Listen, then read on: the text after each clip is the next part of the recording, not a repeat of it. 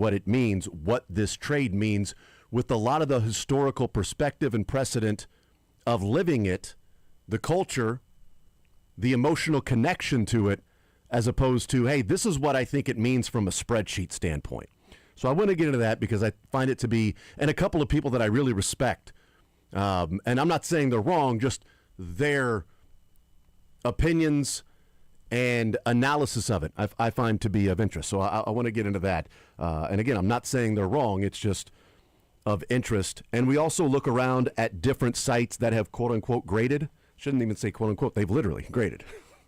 They've quote-unquote graded. What does that mean? I don't know. They've literally put a grade, a letter grade, or as Sterling would say, a number grade next to. Grade. I mean, it is a number and a letter because, you know, if you're in the 90th number, then you're an A. I didn't pay attention to Sesame Street very well. Well, you got an F on that one. Brought to you by the number 50 for Sterling. Brought to you by Everything Bagels. Not Sesame Bagels. Everything Bagels. That's there you go. That was a different kind of street. Yeah. Everything Bagel Street. But the different publications out there, websites, have graded the trade for the Chiefs and the Rams. So looking through what the conversation is from that standpoint, I also want to weigh in, the three of us, on what letter grade we would give this trade. We'll talk with Matt Lane coming up at 11 o'clock, get his thoughts, obviously, on this trade. Does it impact, or how does it impact now, one, free agency, two, the draft? Price Carter, Arrowhead Addict, joins us coming up at noon. We'll talk with him about how the trade impacts, one, free agency, two, the draft, his letter grade, what he thinks of this particular trade for the Chiefs, some other obvious issues that we'll talk about with the Kansas City Chiefs, how much they will be players in the free agency market that is 6 days away, and we are talking about 4 days from now. Everybody, also going to get into, we had planned on this yesterday, of presenting our 4 or 5 free agent wish lists, that the free agent acquisition, sort of a wish list that would be out there realistically, in players that are on other teams, not necessarily like we can talk about Jalen Watson and Brian Cook, which we have, or Leo Chenal, etc., but players that are on other teams.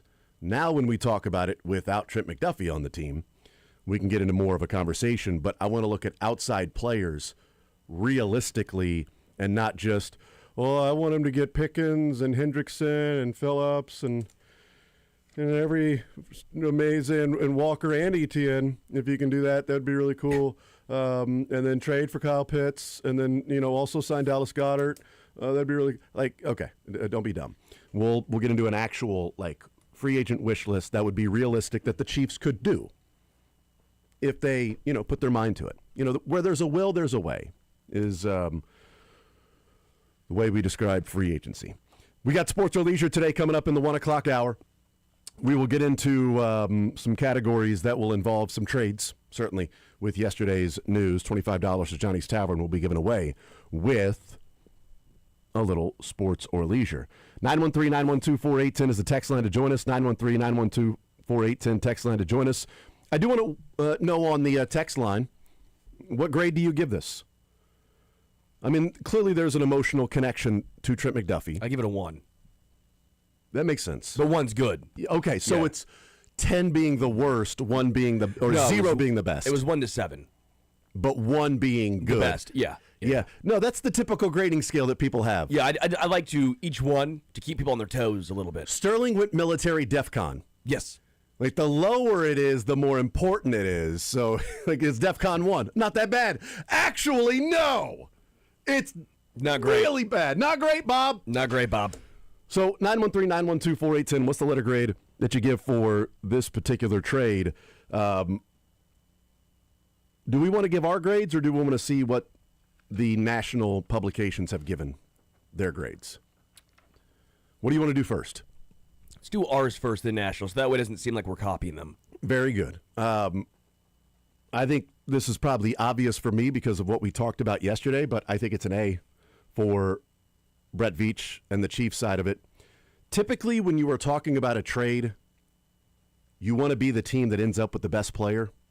And we talked with Daniel Holmes yesterday, and I gave him the scenario, and I want to go back and see the exact scenario that I gave him in the draft before Trent McDuffie was traded. And I said, Would you rather have Bain and Brazel at 9 and 40, the wide receiver from Tennessee, or Lemon and Zion Young?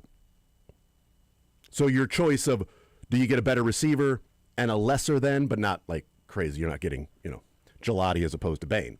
Nothing against Gelati. And Gelati's perfectly fine. I prefer, frozen custard. Bain, Brazel, Lemon, Zion.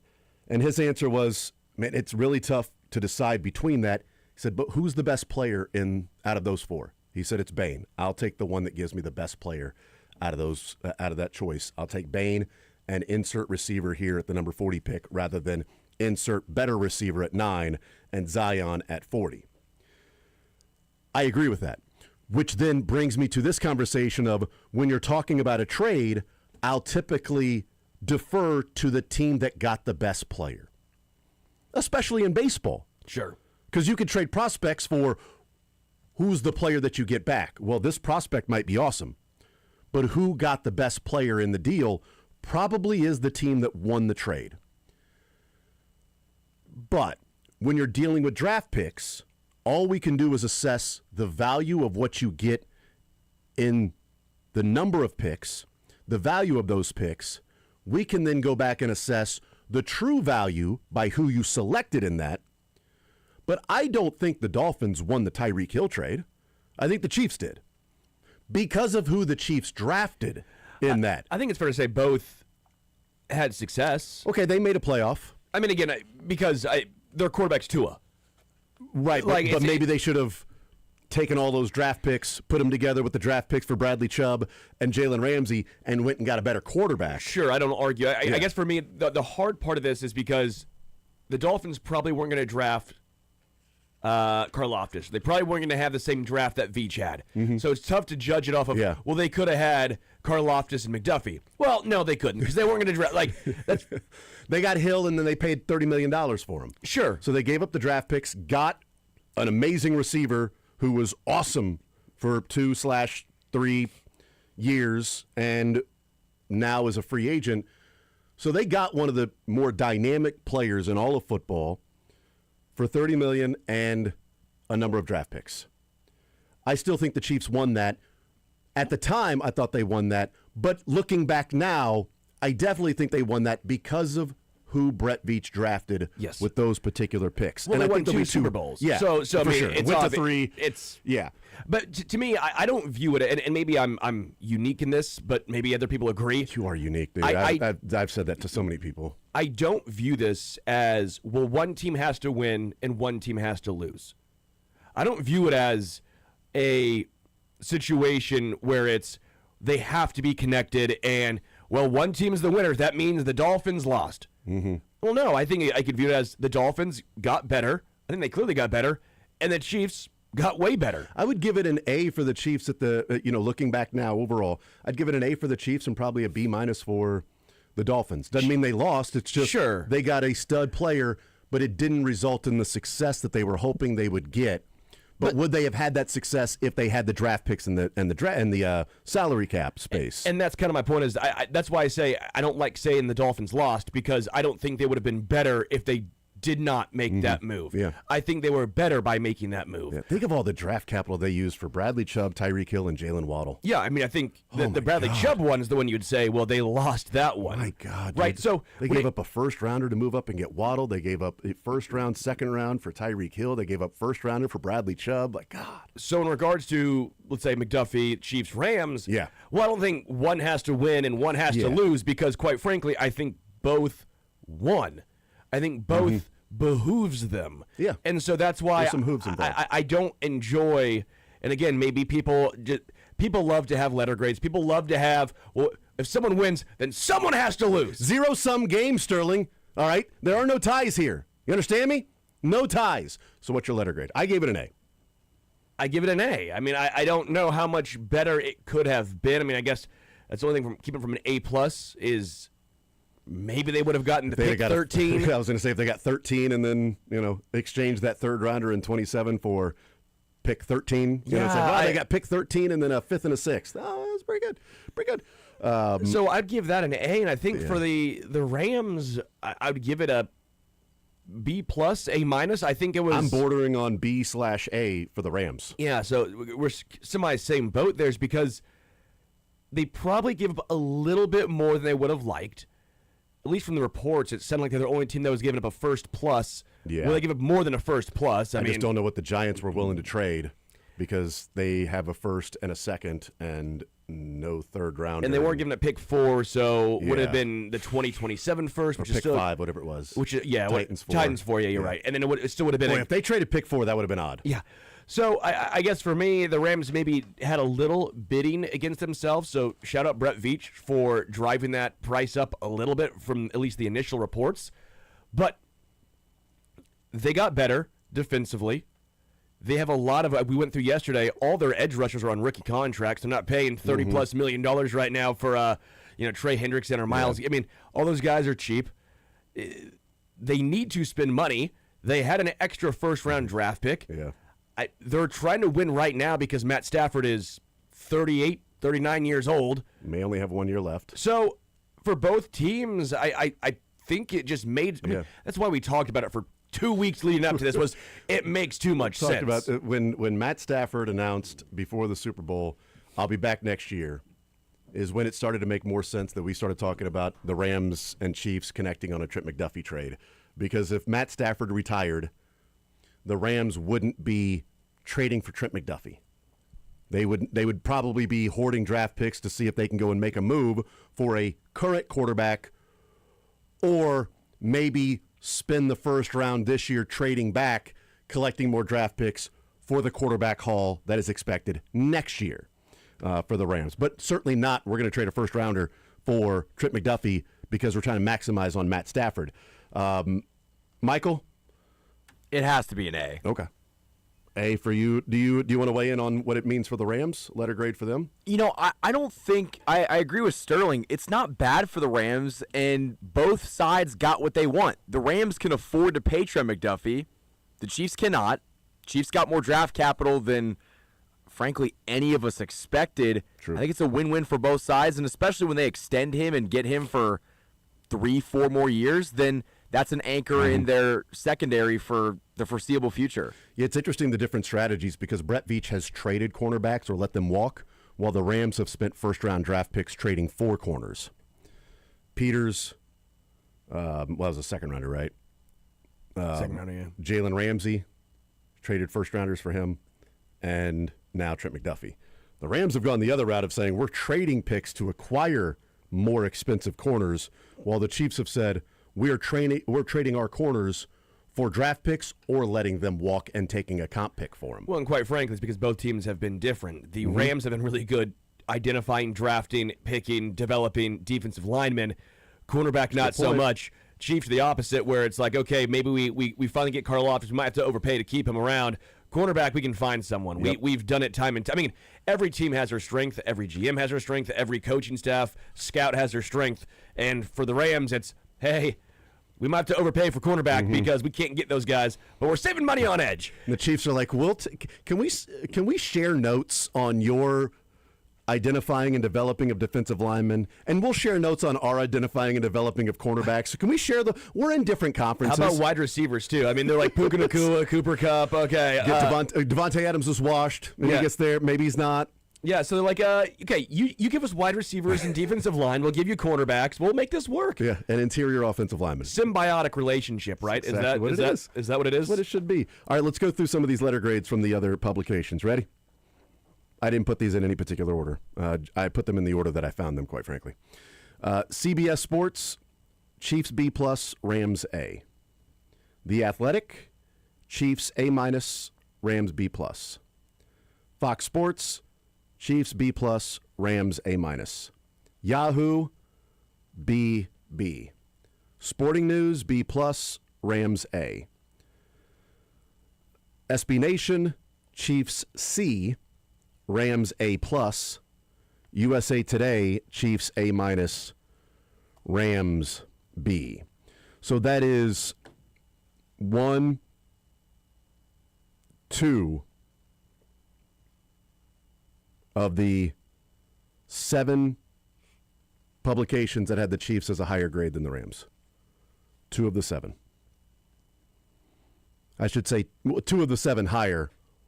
One of them had an even. So there's 3 of at least the same or better. 2, 3, and 1. Now, what was written at SB Nation for the Chiefs and their C grade. This one hurts. McDuffie was the Chiefs' most important defensive player after Chris Jones, but salary cap constraints made it impossible to project a future where he could stay on the roster while keeping the flexibility to sign other upcoming free agents. No point in sugarcoating it. The Chiefs got much, much worse as a result of this. The trade compensation isn't terrible, but it's not amazing either for a Pro Bowl corner. He never made a Pro Bowl. I get it. All Pro I corner. I just joke. The first-round pick coming at number 29 means they won't get someone who can contribute immediately, and not getting another early-round pick until 2027 hurts, especially if this deal means the Rams are back picking at the end of the round once more. Typically, we see the Chiefs winning trades, but not this one. One late-round first and some throw-in picks for an all-pro corner is not an equitable trade. Perhaps this is part of a larger plan by Kansas City to flip their picks for immediate help, but as it stands, it feels like Kansas City is going to take another step backwards. I don't think those are terrible points to assess and say, boy, that guy's completely wrong. Are they worse? Wrong. Are they worse today than they were yesterday? Yes. Yes, but there's so many holes. I think it's Agreed. It's very one-dimensional. I think it's a very one-dimensional take. I don't disagree. Like I disagree with the analysis overall. It sounds like a national guy to me But some of the individual stuff is correct. To me, it sounds like a national guy who obviously knows the Chiefs but doesn't know the intricacies of the Chiefs or the complete roster of the Chiefs. Because it's not just a cornerback. It's not just one spot. The Chiefs have so many holes that we've gone through ad nauseum. Don't want to do it again. And they need rookie contracts. They need, I mean, just to me, yes, they're worse today. But in the landscape of the NFL, were they worse when they traded Tyreek Hill? At that point. Immediately at that point, yes. Yeah, and did they get better? Yes, they did. Trey McDuffie's, and he was an all-pro wide receiver. He's an all-pro corner. But the Chiefs have so many holes, and cornerback, quite frankly, again, Watson will, if Watson comes back or not, really does decide my thought process on how this eventually finishes up.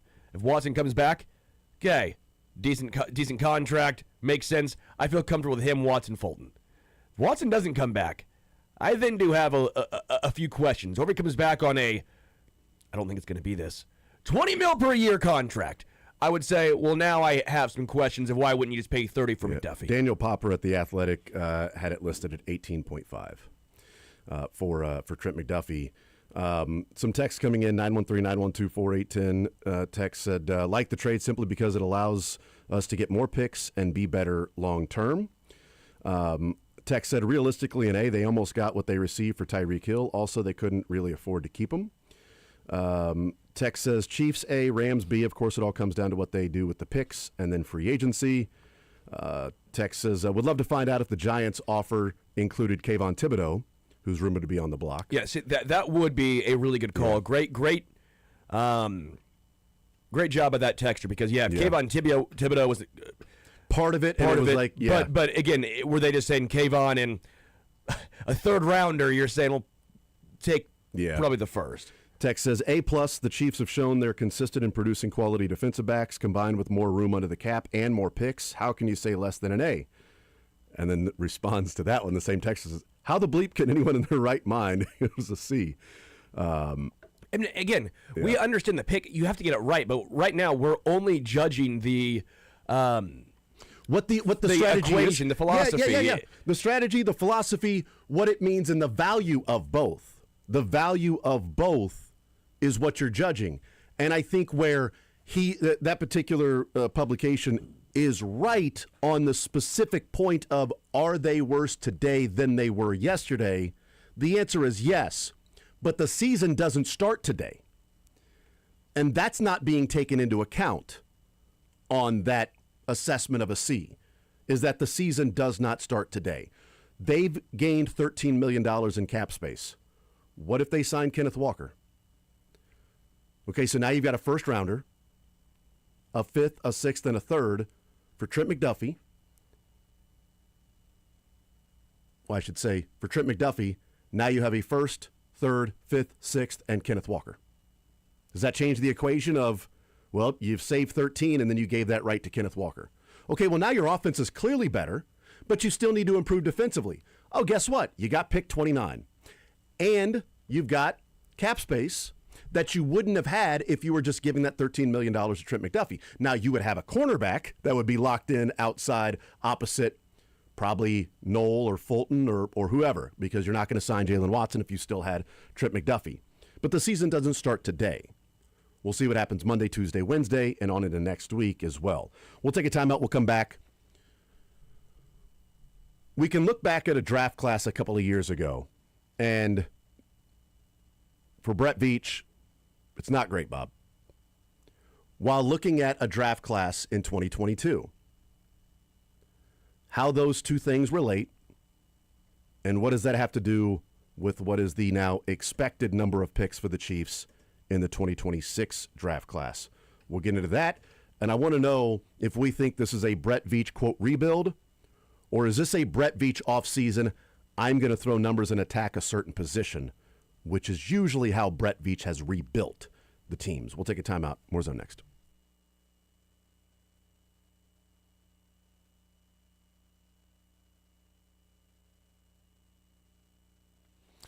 All right, man, if you're out there and you have suffered from erectile dysfunction in your life or currently are suffering from it, maybe you laughed it off, thought it wasn't a big deal the first couple of times, and as it continued to be an issue, it's something that needs to be addressed. Heartland Men's Health can help. In fact, they're here to tell you that sometimes the most difficult part is just simply walking through the door or saying, you know what, let me try to figure out what is going on, because there are many different underlying conditions that can cause this, which also then in turn can cause issues in your life, away from the bedroom, at work, depression, arguments, stress. You're thinking about different things like that. Maybe you've tried the pills or the herbals and you've gone that route. Well, if they've failed, Heartland Men's Health has treatments that work when that happens. In fact, treatments with success rates well over 90%.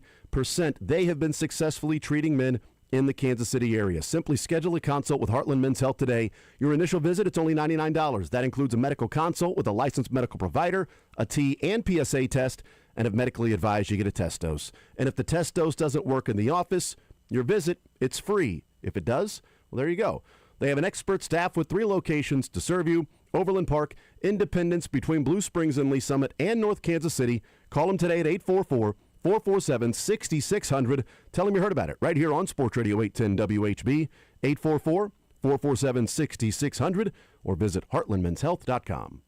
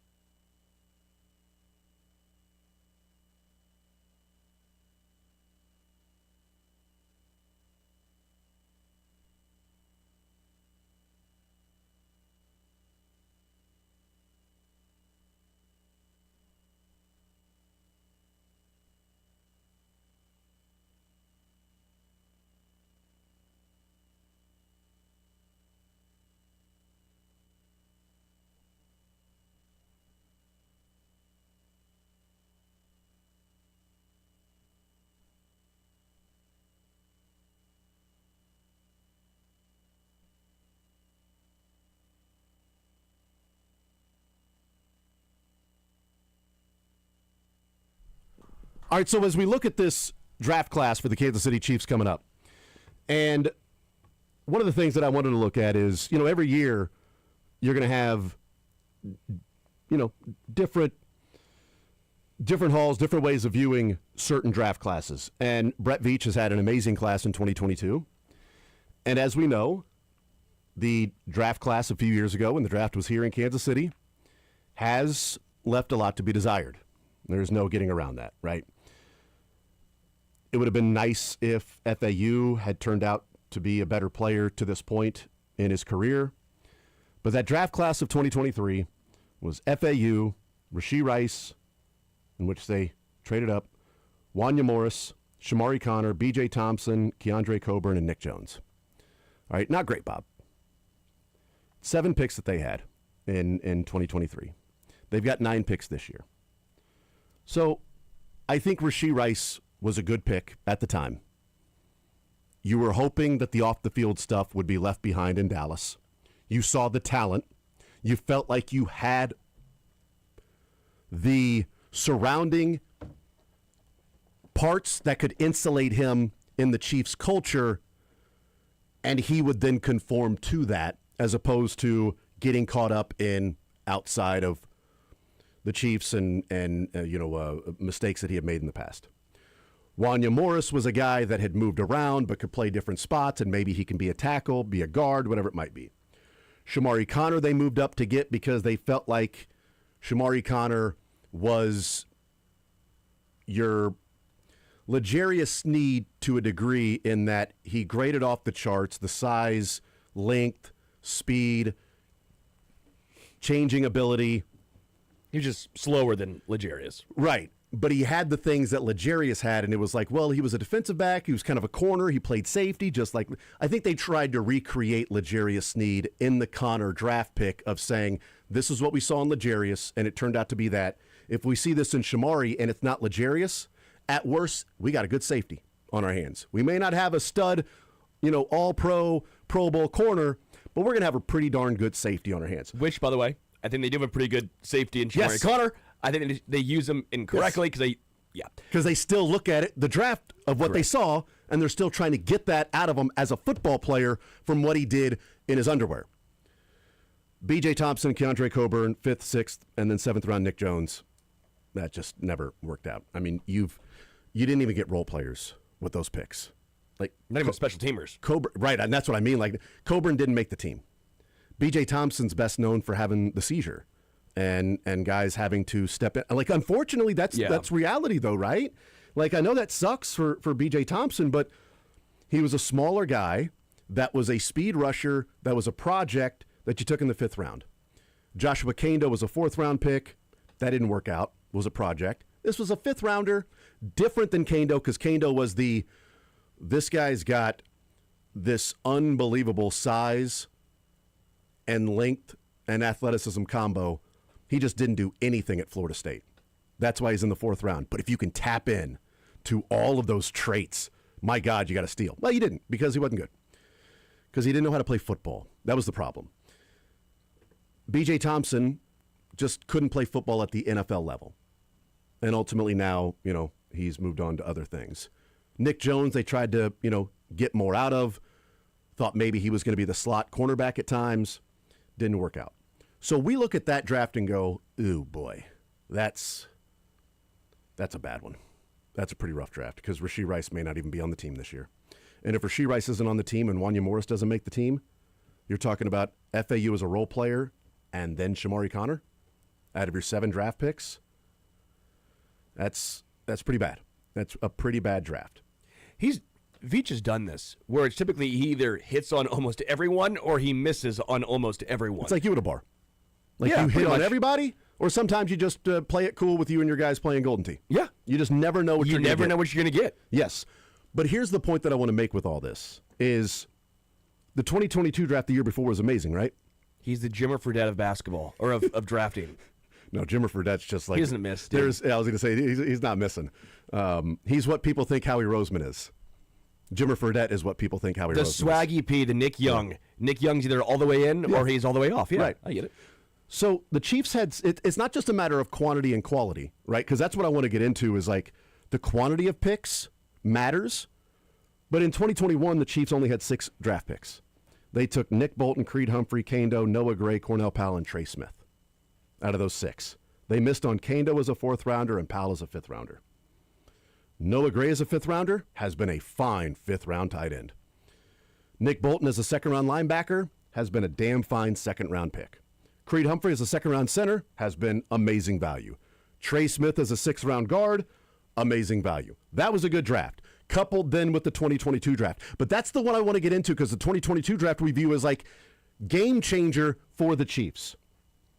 And I think there's a lot to be said for that, of being a game changer for the Chiefs.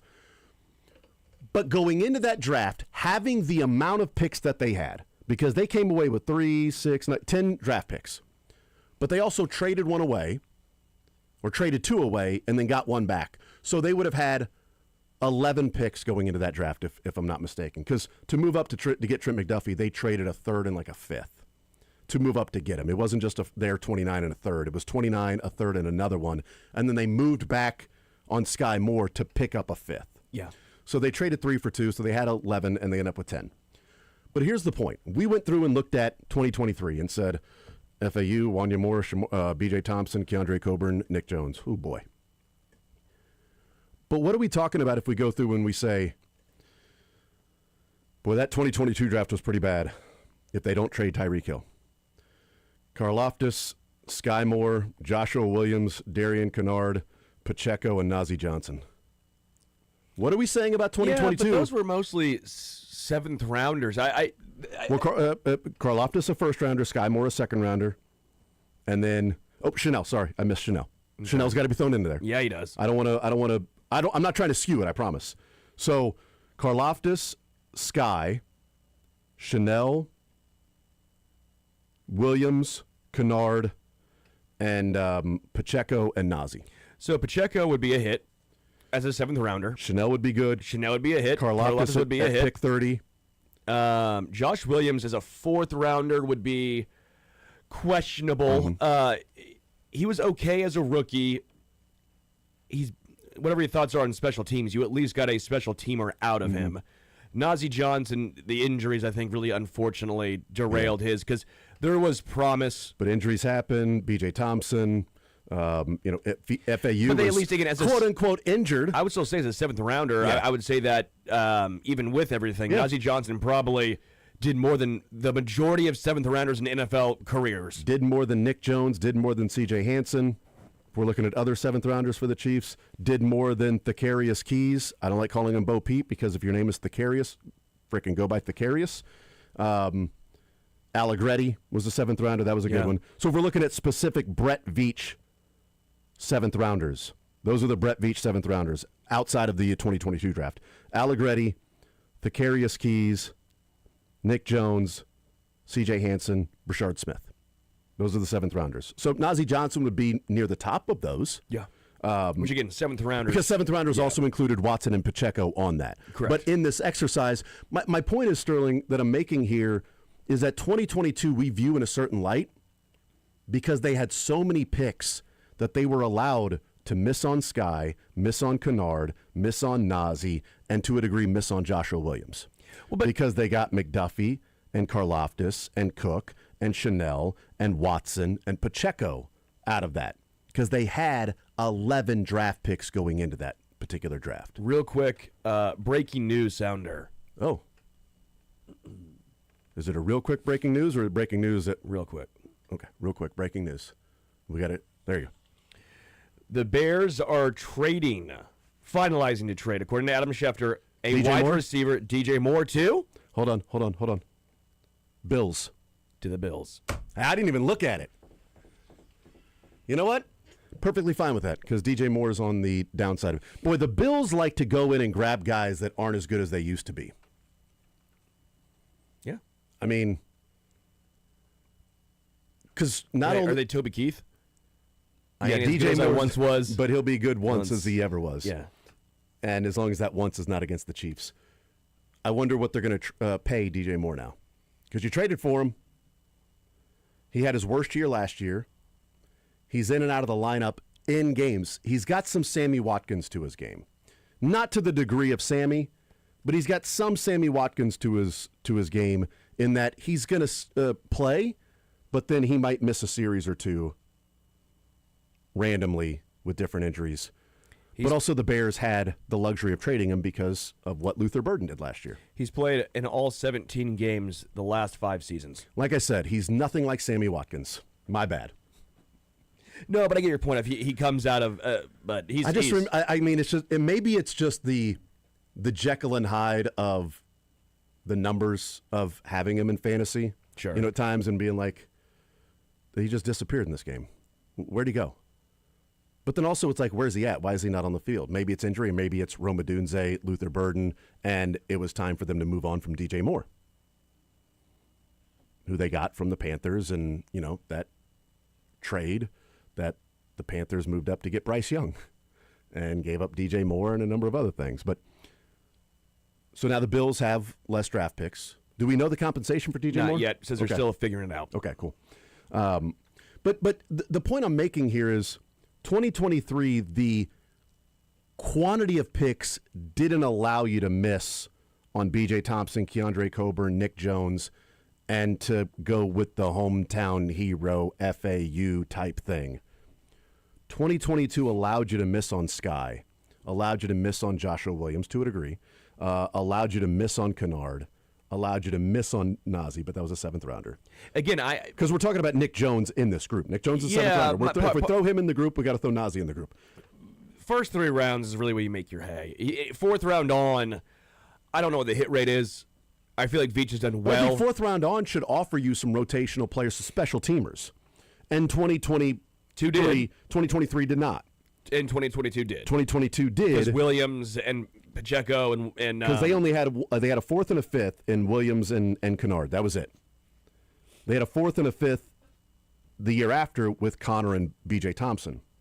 Well, okay, Williams and Kennard or Connor and B.J. Thompson. Which did they get more out of those two? Connor and even B.J. Thompson rather than Williams and Kennard, because Connor is better. You mean 3-time Super Bowl champion Darian Kennard? Damn, good call. Good call. And I like Darian Kennard. We talked to him when the Chiefs got ready to play the Eagles at the Super Bowl. I didn't like the game that took place, but it was a fun conversation with Darian. And, I mean, it's not to belabor the point. It's just to simply look at how it affects the 2026 draft class. With only 6 selections, you didn't have room for error with trying to rebuild this team. Trent McDuffie, trading him, makes you worse at the cornerback position right now, and probably this next season. They're not going to get Trent McDuffie in free agency or the draft. Maybe, I don't know. But it allows you a wider margin for error that you can take a Sky Moore in a pick, and it doesn't kill your draft because, good God, Sky Moore is who you took in the 2nd round, and that was really all you had to show for whatever, and you didn't get McDuffie or Cook or Chanel or any of these other players. You're like, really? You took Karlaftis, Sky Moore, Joshua Williams, and Nazi Johnson. Yay, what a terrible draft. Veach should be fired. That's what this year offers, right? It offers that versatility to move around the board. Again, because they traded 2 extra picks to go get McDuffie. They traded a 3rd and then whatever it might, I think it was a 3rd and a 5th, to move up to get Trent McDuffie because they had that. With a 6th rounder, there might have been, what if the Chiefs view David Bailey as the number 1 player in the entire draft, and he's there at 7? Like McDuffie was there at 21, and they said, this is the last guy we have as a 1st round grade, and there are 0 mock drafts and exercises we have done in our office for the last number of months, hundreds of them, that had McDuffie available at 21. We are going to move up and get him because we've got the ability to do that. There is not one mock draft or whatever that had this player who we have number 1 in our board that should have been gone at number 2 there at 7. We now have 9 picks. We're going to trade 9, and we're going to throw that 3rd rounder in 2027 and one of our 3 5th rounders, and that may be what it takes to move up only 2 spots from 9 to 7 and get a guy. Maybe it's Bailey, maybe it's Bain, I don't know. That's there. Maybe it's Arvell Reese, and they're like, we are so enamored with this guy. This guy is Micah Parsons. All right, he's Micah Parsons reincarnate, and we're going to put him on the ball and call it a day. But they couldn't do that before. They couldn't do that because they had too many spots and not enough cap space, because remember, in that scenario, you still have McDuffie on your roster and you're $13 million against the cap.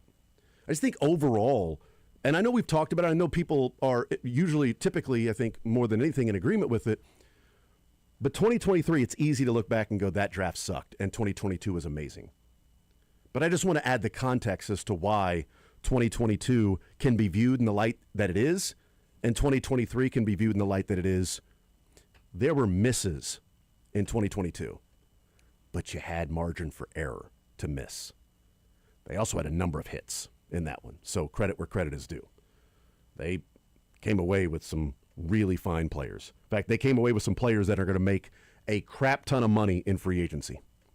Brian Cook, Leo Chanel, Jalen Watson, Trent McDuffie. You know how much money they're going to sign for this offseason? All of it. Yes, Karlaftis would have, but they already took care of him. So throw in Karlaftis. I mean, that's a lot of money in free agency, as opposed to the free agency of FAU, Rashee Rice, Wanya Moore, Shamari Connor, B.J. Thompson, Keandre Coburn, and Nick Jones. Not much money being made from those players. But there's a crap ton of money that's going to be paid to that 2022 draft class of McDuffie. Karlaftis already got his paycheck. Brian Cook, Leo Chanel, Jalen Watson. Pretty good. We'll take a timeout, come back, more Zone next.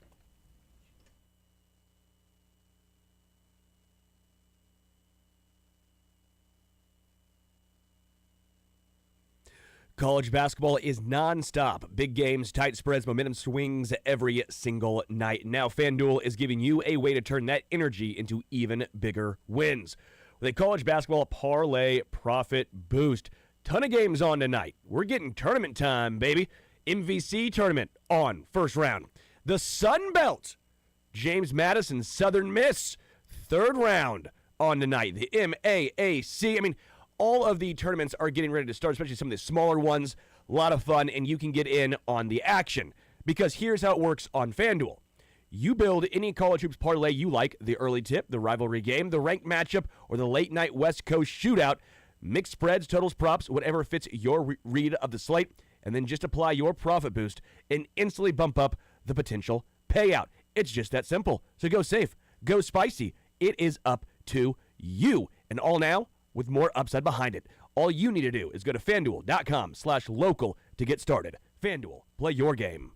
21 plus and present in Missouri. Opt-in required. Minimum 2-leg parlay required. Bonus issued as non-withdrawable boost builder tokens. Restrictions apply, including any token expiration and max wager amounts. See terms at sportsbook.fanduel.com. Gambling problem? Call 1-800-GAMBLER.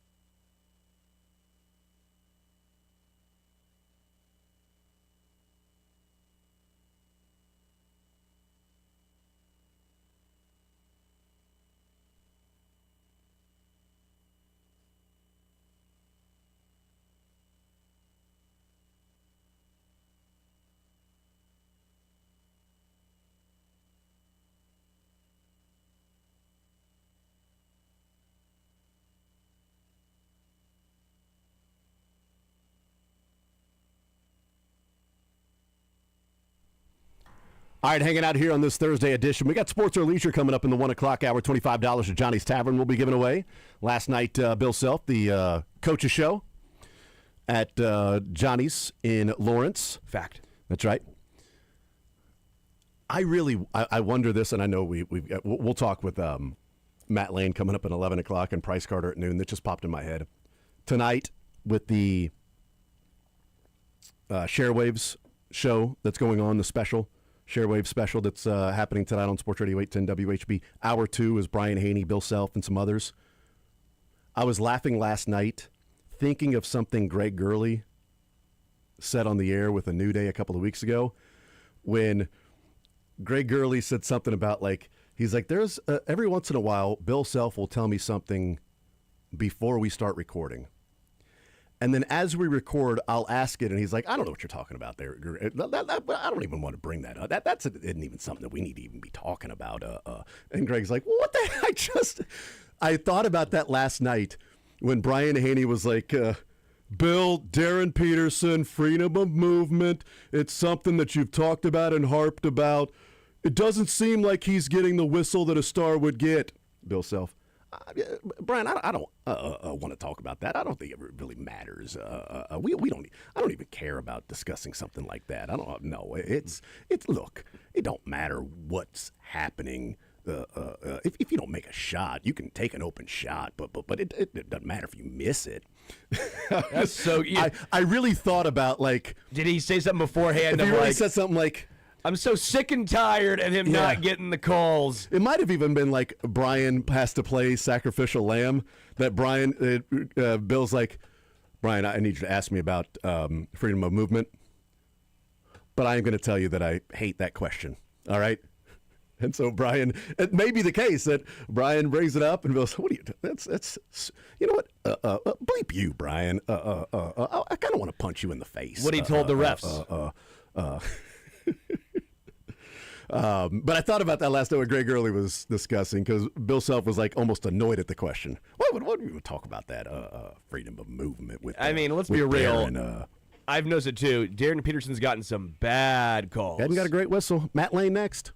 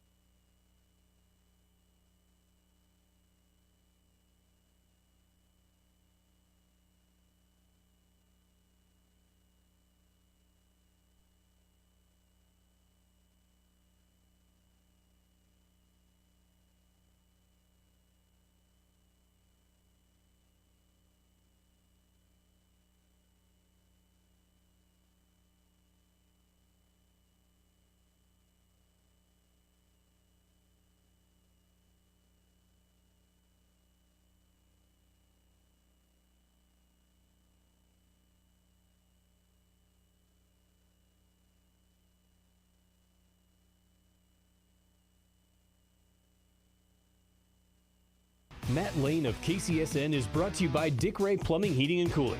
Are you planning to spend money on a new AC or furnace repair this year? Dick Ray can help.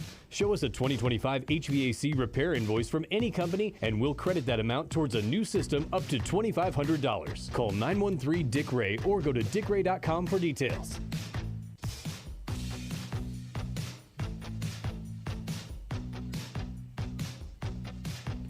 All right, we'll continue right here on Sports Radio 810 WHB. Jason Anderson with you, Sterling Holmes, Michael Darcy. We continue talking some Kansas City Chiefs football. We got Sports or Leisure coming up in the 1 o'clock hour. Might be some Chiefs trades questions along with Sports or Leisure in the 1 o'clock hour. Joining us now, Matt Lane, KCSN, KC Laboratory Podcast. Matt, welcome into the show. How you doing, brother? We're doing pretty good. We are in the ball is rolling downhill now. We got free agency is kicked up. Things are happening. We got if it starts right around the corner. That takes us fully into draft season. So we got football stuff happening that matters for the first time in a while for us as Chiefs fans right now. 100%. And yesterday had a complete total plan for the show. And about 40 minutes into the show, the entire show changed at that point because of the trade of Trent McDuffie to the Rams. Take me back the last couple of weeks, Matt, and how were you feeling heading into free agency around Trent McDuffie? Did you think that the Chiefs would get something done long-term with him? Did you think he was going to be traded? Did you think the fifth-year option playing this year for $13 million was on the table? Where were you leaning before, 24 hours ago when we got the news? Where were you leaning of what this 2025 season or 2026 season would be for Trent McDuffie? I honestly thought they were probably going to end up keeping Trent McDuffie and finding some kind of deal that made sense as long as he was open or the Chiefs wanted to use him in the slot. The fact that it sounds like even for the Rams and just, things coming out that he was a little bit more into playing cornerback on the outside. I think if I knew that was his goal going forward, that it probably would have been a little bit more 50-50 for me entering this offseason, that they would find that long-term deal because the Chiefs have never paid an outside corner that much, and I especially didn't know if they were going to pay top of the cornerback money to an outside corner. It's going to be a little undersized. We can call a spade a spade. Yeah. Trent McDuffie is an awesome player. There are times where his lack of length shows up on the outside. So if I knew he was going to be an outside corner, that's what he really, really wanted. Probably closer to 50-50, but I did think they were going to land a deal because they would convince him to go back into the slot, and that just does not appear to be what he saw for his football career, which is more power to him, and I absolutely understand his rationale behind it. So what do you make of the trade? Do you like it, dislike it, indifferent on it? How do you break it down, and your opinion, your view on the haul they got back but losing Trent McDuffie? There's so many different layers to it. It always sucks to lose a very good, all-pro level, young player on your team, right? Like, that's never a good thing. At no point in time is that going to be a good thing. So that part of it sucks. Your defense is definitely going to be worse, not only this year, but probably the next couple of years because you don't have any building blocks long-term on this team now without Trent McDuffie. You have to now acquire them all, which probably means it's a year or two before they can even come close to playing at a Trent McDuffie level. So your defense does get worse. That part is unfortunate. However, if you were never going to pay him that much money, it's hard to think they could have got a better deal at any point in time, right? Like the NFL is kind of telling you they didn't see him quite at the same level as a Sauce Gardner or probably as a Derek Stingley or a Patrick Surtain. They didn't value him at that level, so you get the next best thing you can to a cornerback just a tick below all those guys. You get a first-round pick, fifth, sixth-round pick, and then a day 2 pick next year. That seems like a really good haul. So if you are making this move, I think you'd be hard-pressed to ask for more coming back to the Chiefs from it. And then it also indicates to me that the Chiefs are rebuilding right now, and it probably takes more than one offseason. They probably don't go into this upcoming year as a complete team. They are probably still going to have some holes that they need to fix, but they are trying to save money in the future. They are acquiring resources to fill those holes. It just might take more than one offseason. So at least gives this team a more clear direction, I think, and I think that is huge for where they were as of a couple days ago. It might be difficult to go back and erase what the last few years have been in our minds to get back into the feeling when it took place, but I'm going to attempt to ask the question here anyway. If we go back to the day the Chiefs traded Tyreek Hill and what the feeling around the team was then, not knowing what the next 4 years would be, and back-to-back Super Bowls and going to 3, and the feeling of Matt coming off an AFC Championship game loss and the Bengals, quote-unquote, passing the Chiefs in the AFC, and Burrow now being a better quarterback than Patrick Mahomes, all of that BS that was going on. And then people are going to be exposed, as Keenan Allen would say on Twitter, I'm assuming talking about Patrick Mahomes. Do you feel better right now on March 5th about this group of Chiefs players moving forward, not knowing what's going to happen, than you did on that March day in 2022 when the Chiefs traded Tyreek Hill, if we can go back and say not knowing what was going to happen and who the draft picks were? Honestly, no, because when you traded Tyreek Hill, you had a prime Travis Kelce. You had him in the middle, and I think we kind of quickly saw that this offense was still built from a receiving perspective a little bit more around Travis Kelce than it was Tyreek Hill, who was phenomenal for the Chiefs. But we kind of got the answer real quick, the answer the question that we didn't know. Travis Kelce could still make them right in a lot of ways. And they still had a prime Chris Jones, like in the middle of his power, like at the height of his powers, and he could take over games. You don't have either one of those things anymore. And so when I start looking around this team right now for like, hey, this is the player that is stepping up and covering the gap that they are losing with Trent McDuffie, I don't see that player right now. But that's also fair, because I don't think the Chiefs were rebuilding when they moved on from Tyreek Hill. They were just they were rebranding, right? We're going to use some marketing terms here. They weren't rebuilding what they were doing. They just rebranded themselves in a different way. But a lot of the core of that team was still very good. They were young enough or in the primes of their career and ready to continue to compete for Super Bowls right now. Looking at this roster, I mean, I think I heard today only 13 starters from that Super Bowl loss to the Philadelphia Eagles are no longer on the Chiefs roster at this point. Like, that's a lot of turnover from when this team was just really good. It's kind of time to take a step back, I think, and reset what you're doing. So I definitely feel better, felt better about the Chiefs going into the 2022 season, but I understand why the Chiefs are still making this move where they are, because I think their team is at this point in their timeline. Visiting with Matt Lane, KC Sports Network, KC Laboratory Podcast. How much does this, if any, change the draft plans for the Chiefs? I mean, obviously it will with an extra first-round draft pick, but in terms of what you think they should attack, does this throw cornerback into the mix at number 9 to you, or they're still going to attack it the same way, they just now have extra resources to do it? I think it's the latter. I think cornerback is definitely now in the mix, whether you want to say at 9, 29, 40, wherever it falls. I definitely think you have to now put cornerback on the list of, hey, they need to add bodies to this position, both probably in free agency and the draft. So it does change from that perspective, but I kind of like with the Tyreek Hill trade, you just mentioned it, I don't think the Chiefs are going to trade away Trent McDuffie and then immediately alter their draft strategy to chase that position from trading him away, right? We saw when they traded Tyreek Hill, the Chiefs immediately went defense in the first round. And then they traded back to find in the second round to get a wide receiver before going defense kind of again, right? So I think that this team, the draft strategy isn't going to change. They have more resources. They obviously need to add players to the cornerback room, the secondary as a whole. But I don't think that this means they are going to chase that specific position, other than maybe, and I hope they do this, but maybe trying to pay Jalen Watson a little bit more money than they were willing to as of a couple days ago. So do you make Jalen Watson more of a priority now? I would. I mean, I talked about this on the KC Laboratory last night that we recorded for KCSN. You've lost Justin Reed last year. Now you've lost Trent McDuffie, and you have Jalen Watson and Brian Cook are all pending free agents. Who's leading that secondary room right now, right? Not just from like, oh, they're the best player, but who's communicating, who's rallying them on the sideline, which player is in that player meeting room leading them, getting everybody on the same page, bringing them up when they're down, settling them down when they're too hyped.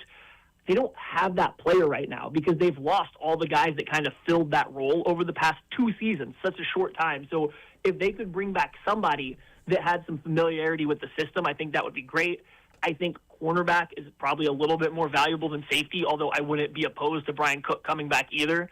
So, yeah, Watson or Cook, I think, should definitely be back based on losing McDuffie. Because if not, that's just a lot of turnover without a veteran guy kind of ready to take over that leadership role. Matt Lane is our guest, KC Sports Network, KC Laboratory Podcast.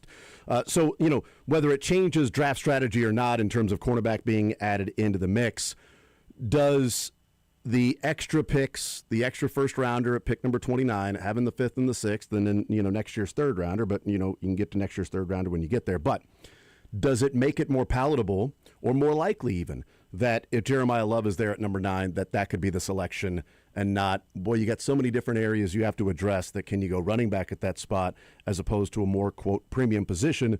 Does it make it more palatable, easier to digest if Love is at number 9 with the extra picks now? Yeah, probably. I think getting those couple extra picks, the 5th and 6th round pick don't necessarily add much to this, but you get that extra pick 29. We'll see if the Chiefs even move around more in the draft and maybe try to collect some more draft picks in the top 100. Especially with that 29th pick, I wouldn't be surprised if they tried to.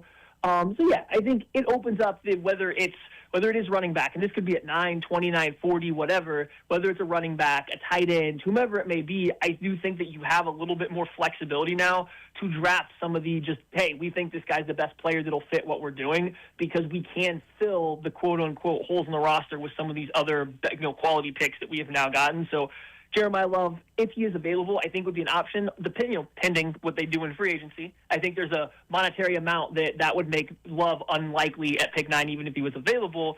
But the extra picks do give you a little bit more freedom, especially at pick 9, to kind of go anywhere you want with that pick. You no longer feel like I think you have to lock yourself into, if you were a defensive line fan, you don't have to go defensive line at pick 9 anymore. Or if you are somebody that thinks the Chiefs need an offensive tackle, you don't have to go offensive tackle at pick 9 anymore. Because you did pick up that extra first-round pick, that future pick, and a couple more picks in the back end of this draft if you needed to move around with. I'm going to make this random comparison here to the Chiefs and the position they are and wondering about the draft to youth sports.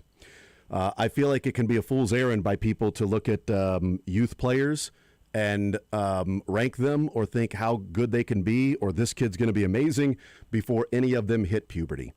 And my comparison to that is, it feels like it's really difficult, although we're doing it because it's just a sort of general view of really breaking down how the draft turns out or what they need in the draft before we hit free agency, because that will then tell us a whole lot more and color in around the edges of what this team may need.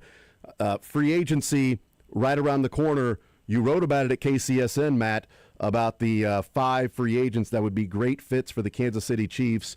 And, of course, if you're going to write about that, Matt, you got to start with running back. I mean, what are we doing if you don't actually start with running back and having that conversation? This has been much debated, a hot topic.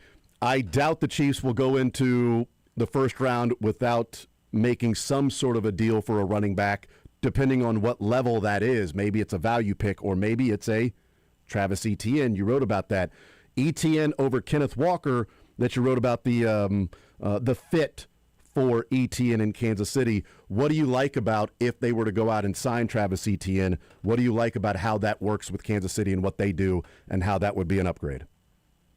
Yeah, so for the running back side, I really don't think the Chiefs are going to go into this draft kind of like unknown at this position. I don't think the vibe right now is that Jeremiah Love's going to be there at pick 9, and if that's the case, this running back class isn't great. So I think the Chiefs want to get this, quote-unquote solved before they get to the draft. And that's why I do think you see them probably spend on a player that they expect to be the starter going into free agency. And so I'm looking around for the guy that I think is the best fit, and I land on Travis Etienne, in part because there's been a lot of rumors, a lot of smoke about his interest with the Chiefs' interest with him, but he kind of checks all the boxes that the Chiefs need out of a running back, I think is the best way to look at it. He's a dynamic runner, right? He can hit home run plays. He's a good athlete. He had his best season with Doug Peterson, who is running a very similar scheme to what the Chiefs have typically run under Andy Reid, which obviously makes sense. And you put him in these zone runs where you're trying to create this lateral movement along the trenches until a opening run lane appears, and then Etienne's very quick at getting through them, and he gets upfield. Now, the drawbacks are he's not the most consistent. His vision is shaky and it's up and down, and that's probably the reason he is looking at closer to $10 million rather than, the $15 million that some of the best running backs in the league get. And I think him and Kenneth Walker fall into the same boat. I went Etienne over Kenneth Walker just because I think Etienne's a little bit more north and south. He's a little bit more of a slasher. He's not going to dance around as much, even though the vision is questionable. And I think that is appealing to the Chiefs when we have seen them rely on Kareem Hunt in important positions. We have seen them kind of get away from running backs that aren't decisive behind the line of scrimmage. I will say Etienne is at least very decisive, even when he's wrong, And I think you can live with that as a coaching staff a little bit better than somebody that is trying to dance around a little bit behind the line of scrimmage when the blocking isn't perfect. And so, yeah, I think Etienne makes a good fit for that reason. And then the cherry on top was he just runs a lot like DeAndre Swift to me. And I just saw Eric Bieniemy take DeAndre Swift from an okay running back to having a really good year. So I imagine he can, or I'm hoping he can have the same kind of impact with Etienne if they were to get together for the Chiefs. Yeah, it's an interesting part about that with Eric Bieniemy being with the Chiefs now and that connection with DeAndre Swift. It's an interesting point to bring up with this particular group. Is there a line where you would say, okay, Etienne fits, and that would be a great player to add to this Chiefs team, a good player, but a great fit to this Chiefs team and what you may get out of them with Eric Bieniemy? Is there a line where you go, I'm sorry, that's too rich for my blood, they need to look elsewhere, and maybe go more of the value where I think it was at CBS Sports where they said they wrote this morning in their news and notes that the Chiefs are going to be looking more in the $8 million role for running backs? Is there a line where you go, yeah, it just doesn't make sense to pay that money for Etienne or Kenneth Walker, you should look more value? Yeah, I think if you really start pushing over $10 million per year, and obviously with contracts you can do funny stuff, but like if we start to get into that annual salary over $10 million per year, I think that's where you start to have, doubt a little bit and think, I'm not getting into a bidding war that's going up into the double digits. And now maybe we will look for a Tyler Algier or a Rico Dowdle. And those guys might give you a little bit more consistency. You're going to take a big step back in that home run ability, though, right? Yeah. And that's where I kind of lean towards that Walker and Etienne. Those guys just make more sense to me because the Chiefs have gotten up there on every single press conference they can and say they need to be more dynamic in the run game. Well, I think Algier and Dowdle are good players. They're very good runners.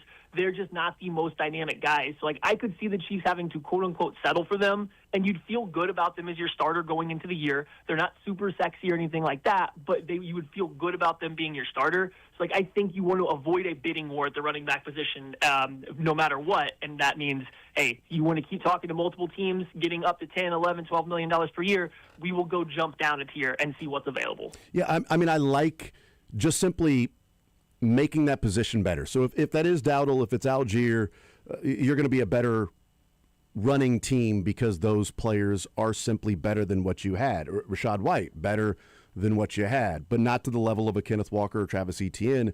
And where I sort of find myself on the, to go back just a little bit on the Jeremiah Love debate and tie it into what we're talking about in free agent running backs, is that if they draft Jeremiah Love, what I think, like this Chiefs team offensively should be focusing on, how do you create explosive plays?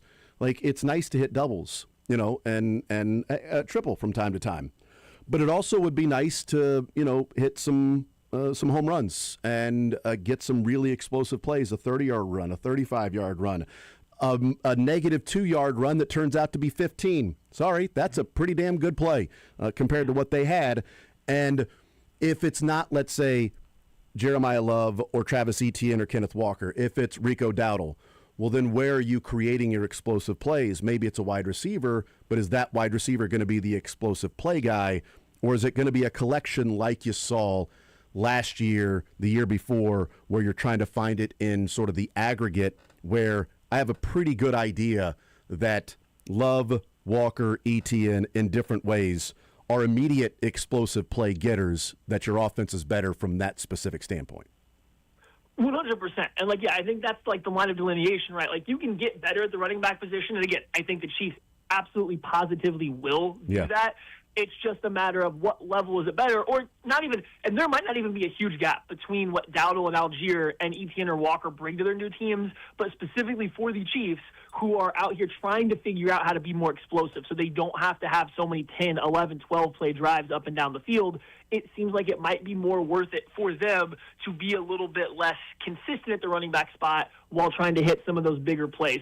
I think you do have a hesitation where if you were going to go down that level to get a doubles hitter, right? If you're going to go get one of those players, how much are you really willing to pay for that versus, okay, maybe we go down an even another rung and get a guy that we think is consistent, but now we know we are going to draft somebody. It's just a little scary going into this draft if you don't have somebody you feel confident in as a true, starting running back, because after Jeremiah Love, it really becomes, a toss-up on how well each person is going to fit with each team, where they're even going to get drafted. So it's a good running back free agent class, there's just a few different ways you have to figure out how you want to navigate it if you're the Chiefs, and that's why I lean towards, I think, day one of legal tampering period, we hear that they have signed or are signing some form of good starting running back because they just want to get that knocked off the list as quickly as possible. Visiting with Matt Lane, KC Sports Network, KC Laboratory Podcast. I want to look at the defense a little bit before we let you go on what you wrote about at KCSN and some of those free agents.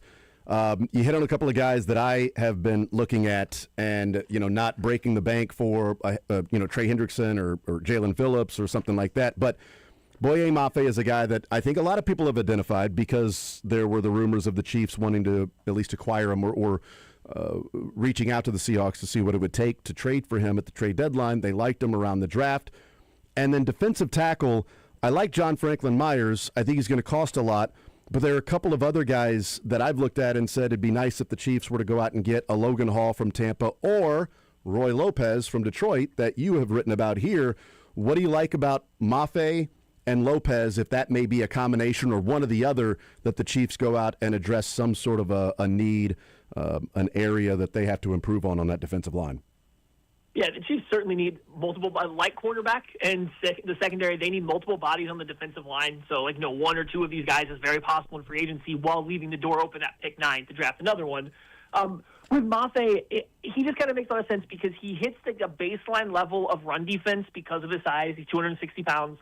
He hits a baseline level of run defense that you think that he should be able to play a lot of downs. Like, he should be able to eat volume for this Chiefs defense. Steve Spagnuolo will not have to pull him off the field. Now, is he a dominant run defender? No. Is he going to make a ton of splash plays in the run game? Probably not. But he's not going to be a weakness that takes him off the field. And then you are also getting a guy that has that ability to play on early downs, but is going to give you a little bit more of pass rush juice, right? He can be a speed rusher up the arc. He's got enough burst, enough bend around the corner that he gives you a high side rusher that the Chiefs really haven't had since, Frank Clark, before all of his injuries really started to pile on, was the last time the Chiefs had somebody that could really win on the high side as a pass rusher.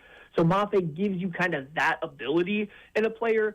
And then what really sold me on him was watching the Seahawks defense with Mike McDonald. They're running all these twists, these stunts, these games. And this year, or the past 2 years, Mafe not only, he saw a lack of snap count for them. They kind of started to go other directions. I don't know if it was the best fit for his skills, but we saw him have to contain rush a lot more. We saw him have to kind of be the cage player that keeps the quarterback in the pocket, and that is something that we know the Chiefs are going to do while they have Chris Jones. Their defensive ends occasionally are not really rushing to get the passer, but to keep him where he is. And so Mafe showing that he has the ability to do that, I thought was huge for his addition. So he just kind of checks all the boxes. Maybe not an elite at any of them, but he checks all the boxes to make them better. And then Roy Lopez is just, hey, let's quit cycling Derek Nottie and Mike Pennell. Thank it's just you. a big, younger defensive tackle to go next to Chris Jones that can play exceptionally well against the run. And I like how he played with Detroit where they let him attack. Right? Sometimes defensive tackles or nose tackles, people think of just like standing their ground, holding up against double teams, which he can do. But he's at his best when he's allowed to get forward a little bit and get in between gaps or attack a single blocker and reset the line of scrimmage. That's how Spags has typically wanted his nose tackles to play in the past. It's kind of changed these last couple of years, maybe because of who they've had at the position here in Kansas City. But I think that's how he wants his nose tackles to play. So Roy Lopez, I do think, is kind of like a great run defender, but he does it in a way that fits the Kansas City Chiefs defense a little bit better with that ability to get upfield and penetrate the opposing team's offensive line. So I like both those guys, and neither one of them I think should break the bank, which should allow you to get more players on board and not splurging on just one guy. Yeah, you pay the money for Nick Bolton so that he can fight off blockers while trying to go make a play because you don't have anybody to stop the run or take up some of those blockers like a Roy Lopez type player would do. It'd be nice if you had some guys there in the middle to do that and allowed Nick Bolton to go and assess the run and where the play is going without having to assess while shedding a blocker at the same time. That certainly would be nice. Matt Lane, KC Sports Network, KC Laboratory Podcast. Last one for you, Matt. Looking ahead, next time we talk in a couple of weeks, full free agency will be rolling at that point. So we are 6 days away from it opening up. If you had a prediction, who's a player you think they go out and grab in free agency? Maybe it's a splash, maybe it's a middle of the road player, but if there's one player you're looking at and going, this is my prediction that the Chiefs will get something done with this player. We talked about Travis Etienne already. I really feel like that one's going to happen. But to give you another one, if Brian Cook does not come back, at the safety position, I would look at Cam Curl, safety for the Los Angeles Rams, and just like the quick spiel, because I also wrote about him in that same article on KCSN.com. He's a physical, very smart safety that does a little bit of everything and has been in a defensive system that is, always changing post-snap. Does that not sound like what the Chiefs tried to use Justin Reed for? Does that not sound like how they kind of tried to use Brian Cook for the Steve Spagnuolo's defense? So I think Cam Curl might be a nice little middle-of-the-road contract safety player that could come in and be a little bit of that type of player and that physical presence over the middle of the field. There we go. We'll see if that's the case. Maybe they end up with both Etienne and Cam Curl, but some of that certainly would depend on Brian Cook and what he's looking for as well. Matt Lane, KC Sports Network, KC Laboratory Podcast. Matt, you're the man. Appreciate it as always, brother. We'll be reading, watching, and checking out the analysis on Twitter as well. Thank you for the time, brother. We'll talk soon. Awesome. Thank you for having me on. Enjoy your weekend and go Chiefs. Yep, you too, man. 913-912-4810 is the text line. Texting in, we talked in the first hour about some grades for the Chiefs and the Trent McDuffie trade. We'll get to some of those texts that came in as to what people are looking at and breaking down for that Trent McDuffie trade. I want to talk about, on the other side of the break, we've seen Brett Veach in a year where it's a retool, rebuild, reassess, whatever it might be, where they are realigning some things. Is this an offseason for Brett Veach where it is a, quote, rebuild, or is this an offseason where he will approach it the way that he's done a couple of times in attacking a certain position with numbers? We'll talk about what that may mean for this team and what it would mean for a position, and if there's maybe a preference on that. We'll take a timeout. More Zone next.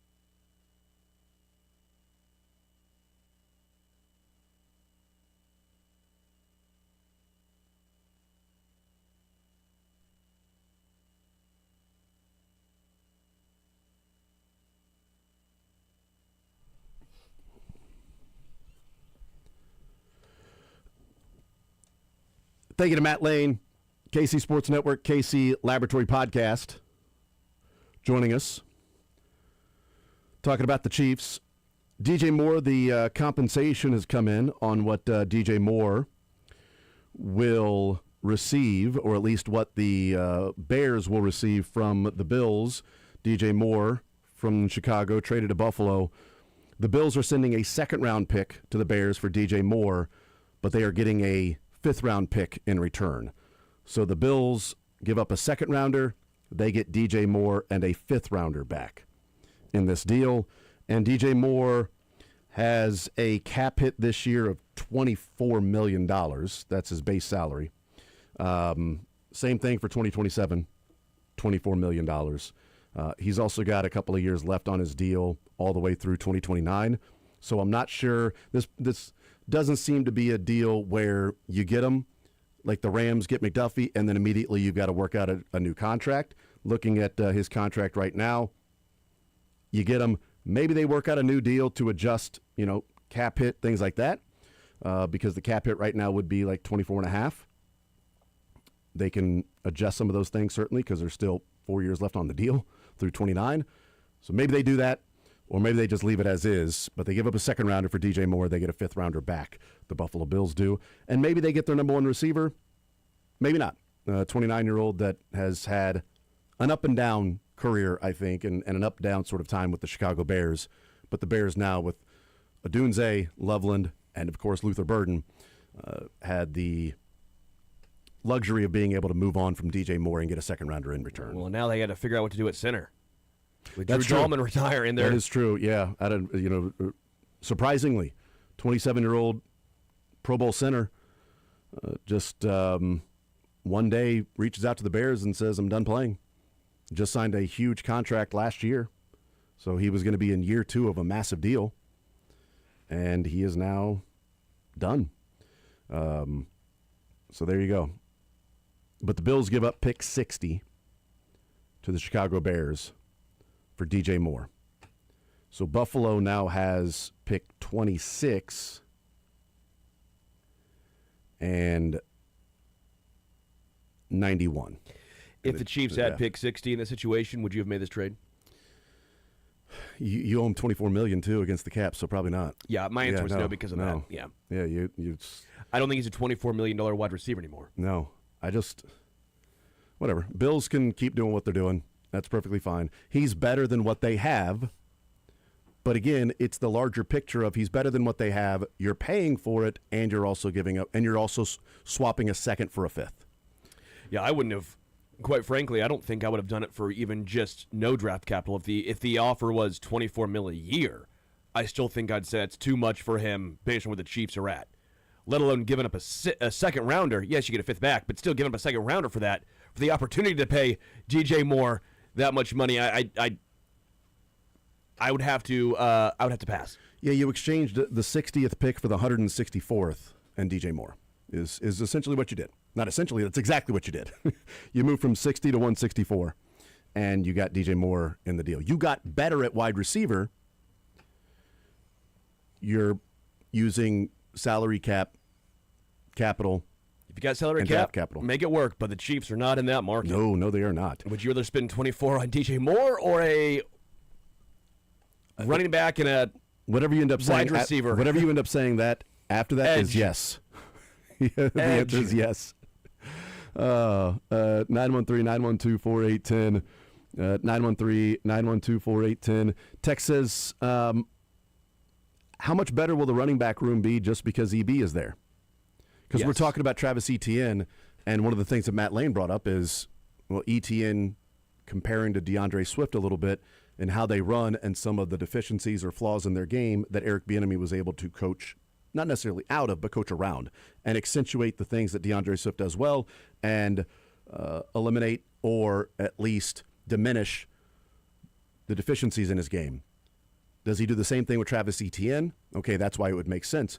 Does he do the same thing with somebody else? Problem is, who's somebody else? Because Kareem Hunt and Isaiah Pacheco are free agents. So it's Brashard Smith is your running back room right now. Like, honestly, that's it, right? The running back room is Brashard Smith. And if we look I'm at trying to think of I'm sure there's a practice squad guy. Shunderick Powell. There you go. So the running back room right now is Brashard Smith and Shunderick Powell. Elite. So I'm not even sure why you would need a running back when you've got those guys. Saying? I say let it ride. I mean, right? You've already spent a draft pick on Brashard Smith. I, too, like to live dangerously.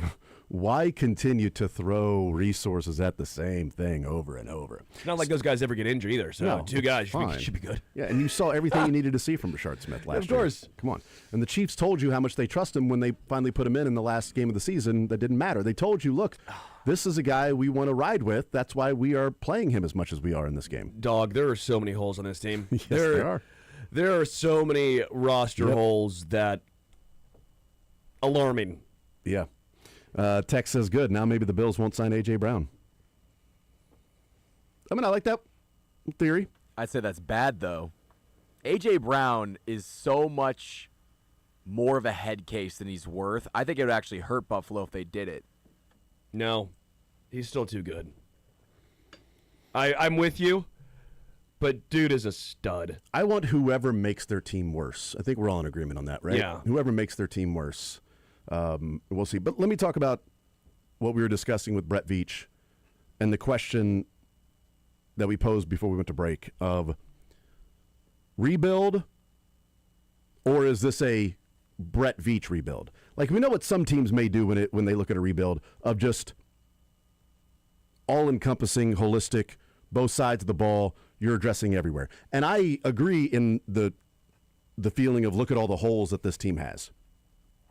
And now It's not the Jets or the Raiders. It's Right. not new head coach, new quarterback. No, it's not yeah, that. they've got a lot of pieces in place, too. They've got one of the best offensive lines right now. They have Patrick Mahomes at quarterback. They have Chris Jones. They have a good defensive end, solid defensive end in Karlaftis. They've got a middle linebacker that the team really, really trusts. They've got a younger corner that they think might have. So, yeah, they got some pieces, right? Okay. They've got a really fast wide receiver and another wide receiver that may or may not play. But what we've seen Brett Veach do in the past, from 2018 to 2019, what did he decide to do?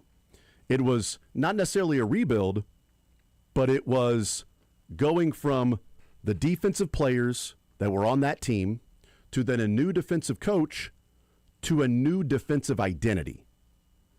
And you went and got Tyrann Mathieu and Frank Clark, just those two guys alone, and bringing in Spags, but made some other moves as well. So it wasn't a rebuild. They weren't in rebuild mode. They were in how do you get over the hump mode. They get to the 2020 Super Bowl against the Bucs, and it was pretty rough. And the Chiefs and Patrick Mahomes is running all over the place. The offensive line sucks. A lot of injuries. So what did they do that offseason? Signed Joe Thuney. Tried to make a run at Trent Williams. Drafted Creed Humphrey. Drafted Trey Smith. Went and signed Donovan Smith. Like, they said, offensive line, are you rebuilding the team that lost in the Super Bowl? Or are you going and attacking one area that you felt like was the biggest deficiency of the team? That's what Brett Veach did that offseason. You brought in some other guys, but it was this position has to be upgraded to a massive scale. You fast forward to the loss to the Cincinnati Bengals in the AFC Championship game, and that was the side of the football that needed to get faster, younger, and more physical on defense. You move on from Tyrann Mathieu, Anthony Hitchens, a couple of others, and you go and draft the players that you draft and bring in, and you attack that side of the ball. Like, when we look at rebuild, it's like, okay, you need this and this and this, and you're getting all these draft picks, and you got to address all of these different areas. And what I wonder is, if the Chiefs look at it and Spagnuolo looks at it and look at how the defense played this last year, which was good. It's good defense. Really good the year before. Even better the year before that, in 23, when they had 50-some-odd sacks. Do you have to be or should be a defense, if you're looking at the NFL today, Sterling and Michael, a defense that is blitzing to the level that Steve Spagnuolo was blitzing while still not sacking the quarterback, while having Trent McDuffie and Jalen Watson, guys who are going to get a lot of money in free agency or restructuring of a deal or extending a contract. Brian Cook, Hicks and Connor, Fulton you paid, Noel Williams you drafted. All of